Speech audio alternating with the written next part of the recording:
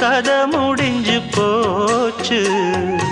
ஈசான மூலையில லேசான பள்ளி சத்தம் மாமன் பேர சொல்லி பேசுது.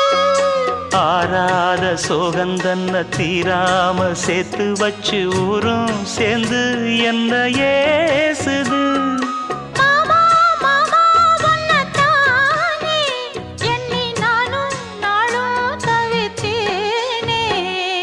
கூண்டுக்குள்ள என்ன வச்சு கூடி நின்ன ஊற விட்டு கூண்டுக்குள்ள போனதென்ன கோலக்கிளியே. கூண்டுக்குள்ள ஒன்ன